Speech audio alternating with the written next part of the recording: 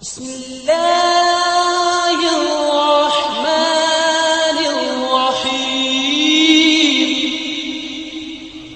والعاقبۃ للمتقین والصلاة والسلام علی سید الانبیاء والمرسلین بسم اللہ الرحمن الرحیم وَلَقَدْ ضَرَبْنَا لِلنَّاسِ فِي هَذَا الْقُرْآنِ مِنْ كُلِّ مَثَلٍ لَعَلَّهُمْ يَتَذَكَّرُونَ قرآنًا عربيًا غير ذي عوج لعلهم يتقون ضرب الله مثلا رجلا فيه شركاء متشاكسون ورجلا سلما لرجل هل يستويان مثلا الحمد لله بل أكثرهم لا يعلمون إنك ميت وإنهم ميتون ثم إنكم يوم القيامة عند ربكم تختصمون صدق اللہ مولانا العظیم۔ برادران ذی قدر، آج کی تلاوت کردہ آیات طیبہ سورہ زمر کی آیت نمبر 27 ہے۔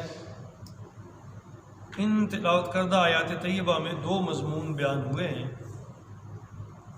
پہلی اور دوسری آیت طیبہ یعنی آیت نمبر 27-28 میں اللہ تعالیٰ نے قرآن عظیم کے بارے میں ارشاد فرمایا کہ ہم نے جا بجا اس میں مثالیں بیان کی، اور مثالیں بیان کرنے کا مقصد یہ ہے کہ تم اس سے سمجھ سکو۔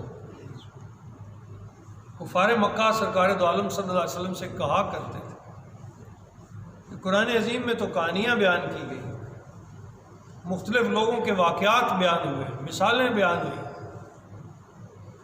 یہ کیسے اللہ کا کلام ہو سکتا ہے؟ یہ تو صرف کہانیوں کا مجموعہ ہے، اس طرح کی باتیں کرتے ہیں۔ تو اللہ کریم نے وہ جواب انہیں ارشاد فرمایا کہ ہیں تو کہانیاں، لیکن وہ کہانیاں اس لیے بیان کی گئی ہیں تاکہ تم نصیحت حاصل کر لو، اس کے ذریعے، اس مثال کے ذریعے اپنے اندر سے وہ گند نکال سکو۔ تو فرمایا وَلَقَدْ ضَرَبْنَا لِلنَّاسِ فِي هَذَا الْقُرْآنِ مِنْ كُلِّ مَثَلٍ، اور تحقیق ہم نے بیان کی ہیں لوگوں کے لیے اس قرآن حکیم میں ہر قسم کی مثالیں، من کل مثل، ہر قسم کی مثالیں، لعلہم یتذکرون، تاکہ وہ نصیحت قبول کریں، یعنی ناصح انا انداز میں نصیحت کرنے کے لیے واقعات بیان کیے گئے، مثالیں بیان کی گئی، پچھلی اقوام کے قصے بیان کیے گئے، ان کے ساتھ جو بیتا تھا وہ بیان کیا گیا، اس لیے تاکہ تم اس سے عبرت حاصل کر لو، تم اس سے عبرت حاصل کر لو، تذکیر اور نفع کے لیے، نصیحت حاصل کرنے کے لیے۔ قرآن عربیًا، اور ہم نے دیا ہے قرآن عربی زبان میں، غیر ذی عوج لعلہم یتقون، جس میں ذرا برابر بھی ٹیڑھا پن یا کجی نہیں ہے، سیدھی سیدھی باتیں، کوئی جملہ، کوئی بات ایسی نہیں ہے کہ جو سمجھنے والا قاری سمجھ نہ سکے جبکہ وہ اس میں کوشش کرے۔ اس وقت کیونکہ سب کی زبان عربی تھی جب قرآن نازل ہو رہا تھا، تو عربوں میں کیونکہ قرآن عظیم نازل ہوا تو انہی کی زبان میں نازل ہوا، اور پھر عربی ایک آفاقی اور عالمی زبان ہے۔ اللہ نے وہ عروج اسے دیا کہ آج کتنے اسلامی ملکوں میں صرف عربی بولی جاتی ہے۔ فرمایا قرآن عظیم کو ہم نے عربی زبان میں نازل کیا ہے جس میں ذرا برابر بھی کجی نہیں ہے، اور اسے کیوں نازل کیا؟ کئی مقامات پہ یہی جملہ فرمایا گیا، لعلہم یتقون، تاکہ تم اسے پڑھ کے متقی ہو جاؤ، تم اس کے ذریعے تقوی اختیار کر لو، اللہ کا ڈر تمہارے اندر آ جائے۔ واقعات سن کر، قرآن عظیم کی آیات بینات سن کر، تذکیر کے ارشادات عالیہ سن کر تمہیں نصیحت حاصل ہو اور تم تقوی والے ہو جاؤ، پرہیزگار بن جاؤ۔ اب فرمایا ضرب اللہ مثلا، ایک مثال یہاں بھی ذکر فرما دی، اس طرح ہم مثالیں دیتے ہیں سمجھانے کے لیے۔ ضرب اللہ مثلا، مثال بیان فرمائی ہے اللہ تعالیٰ نے، رجلا، ایک شخص کی، فیہ شرکاء، ایک غلام کی مثال بیان کی گئی ہے جس کے کئی آقا ہیں، جس میں کئی شریک ہیں، وہ کئی کا غلام ہے، کئی لوگوں کا، کئی اس کے آقا ہیں۔ متشاکسون، جو سخت بدخو ہیں، بد مزاج ہیں، اکھڑے ہوئے بد مزاج ہیں، وہ رجلن اور ایک آدمی ہے سلمن لرجلن، جو سالم ایک شخص کا غلام ہے، کوئی اس میں دوسرا شریک نہیں، ایک ہی اس کا آقا ہے۔ فرمایا تم خود ہی غور کرو اور بتاؤ هل یستویان، کیا یہ دونوں برابر ہیں؟ کیا مثال ہے اگر آپ سمجھیں تو، کہ ایک شخص ہے اور اس کے کئی آقا ہیں، وہ کئی لوگوں کا غلام ہے، تو وہ کیا، ایک اسے کوئی حکم دے گا، دوسرا اسے کوئی حکم دے گا، تیسرا اسے کوئی بات کہے گا، وہ کس کس کی سنے گا؟ اور پھر ساتھ فرمایا کہ وہ جتنے اس کے آقا ہیں نا وہ سارے بدخو بھی ہیں، عادتیں بھی ان کی بری ہیں، تو یہ شخص کیا سب کی پوری اس کے پڑے گی اسے؟ کیا وہ سب کی مان سکے گا؟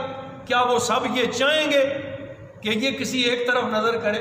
وہ بیچارہ تو ٹامک ٹوئیاں کھاتا رہے گا۔ تو جو کئی بتوں کو پوجتے ہیں، جن کے کئی خدا ہیں، وہ کس طرح ان سب کو پورا کر سکیں؟ کیسے ان سب کے، اگر وہ بولیں بھی، اگر وہ اسے کہیں گے، اگر وہ اس کی سن بھی سکیں بت، جیسا کہ نہیں ہے، تب بھی وہ ایک شخص اتنے خداؤں کی پیروی کیسے کر سکے؟ جبکہ دوسرا شخص ہے جو فقط ایک شخص کا غلام ہے، وہ تو جو اس کا آقا حکم دے گا ویسے کر لے گا، اس میں کوئی شریک نہیں ہے، اسے کوئی مشکل نہیں ہے۔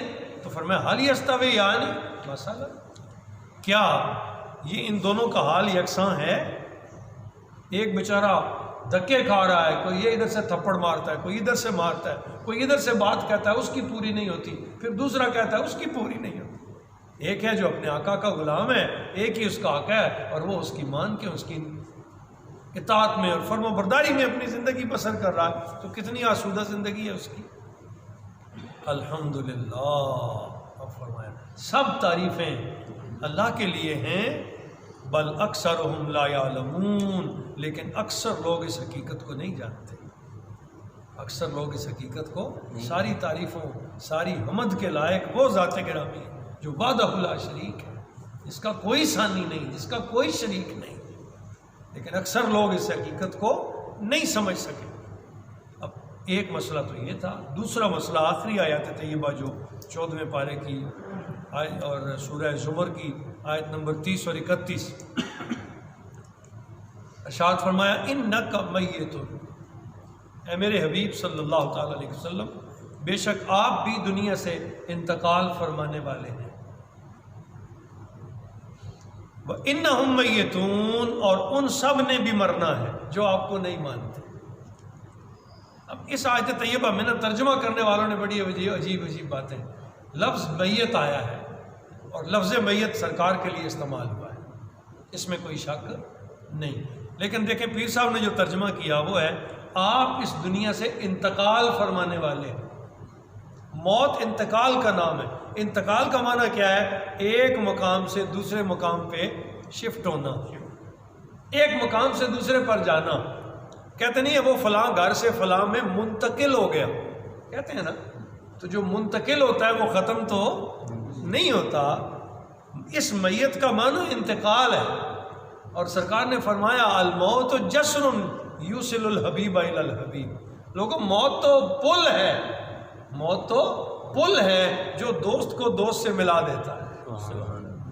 اور موت کا دوسرا معنی جو نبی کریم صلی اللہ علیہ وسلم نے اپنی حدیث میں جس کی وضاحت فرمائی، حضور فرماتے ہیں انتقال من دار الی دار، موت ایک گھر سے دوسرے گھر جانے کا نام ہے مومن کے لیے، ایک گھر سے دوسرے گھر میں شفٹ ہونا ہے، ایک حال سے دوسرے حال میں جانا ہے، لیکن اس حال کو وہی جانتا ہے جو جاتا ہے، اس سے باخبر وہی ہے جو وہاں پہنچا ہے۔ ہم اس جان والے اس جان کی خبر نہیں رکھ سکتے، اللہ کا نبی اللہ کی عطا سے اس جان کی خبر بھی رکھنے والا ہے۔ تو یہاں لفظ انتقال استعمال، کئی ترجمہ والوں نے یہ ترجمہ بھی کی نہ کمائیے تو بے شک آپ بھی مرے ہوئے ہیں معاذ اللہ، اور وہ بھی مرنے والے ہیں۔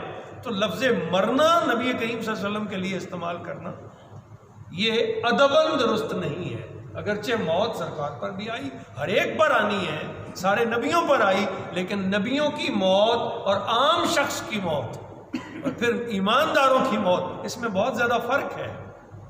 ایک کا مرنا فنا ہے اور ایماندار کی موت ایک گھر سے دوسرے گھر میں منتقلی ہے، انتقال۔ جبکہ سرکار دو عالم صلی اللہ تعالیٰ علیہ وسلم آپ تو سارے جہانوں کے نبی ہیں، آپ تو سارے جہانوں کے نبی، اس جہان کے بھی رسول، اس جہان کے بھی رسول، ملائکہ کے بھی رسول، بشروں کے بھی رسول۔ تو سرکار نے اس جہان سے اس جہان میں رحلت فرمائی، انتقال فرمایا۔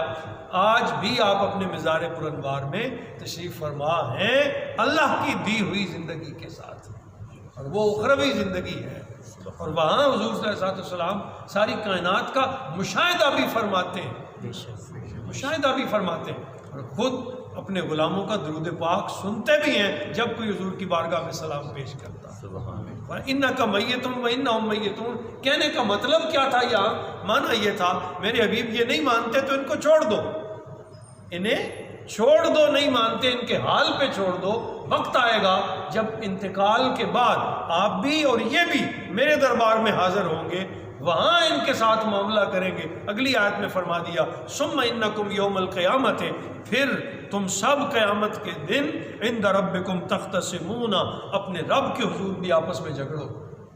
یہ جو نہ ماننے والے ہیں یہاں انہیں آ کے پتہ چلے گا کہ اب مقام میں سچا کون ہے، رتبے میں اعلیٰ کون ہے، اللہ کی بارگاہ کا قرب رکھنے والا کون ہے، سچ کی پہچان کسے ہوئی تھی اور کون جھوٹ میں ٹامک ٹوئیاں کھاتا رہا تھا۔ وہ وقت آئے گا میرے حبیب، اب انہیں زندگی میں چھوڑ دو، اور وہ وقت آنے دو جب آپ بھی اور یہ بھی مل کر میرے حضور حاضر ہو جائیں گے، نہ ماننے والے بھی اور ماننے والے بھی۔ پھر دیکھیں گے کون سرخرو ہوتا ہے، کسے عزت نصیب ہوتی ہے، کون درجے پاتا ہے، اور کون رذالت میں، خجالت میں اور جہنم کی آگ میں جلنا جس کا مقدر ہو جائے گا، وہ کون ہوگا۔ آج ہم نے 23واں پارہ اختتام پذیر ہوا۔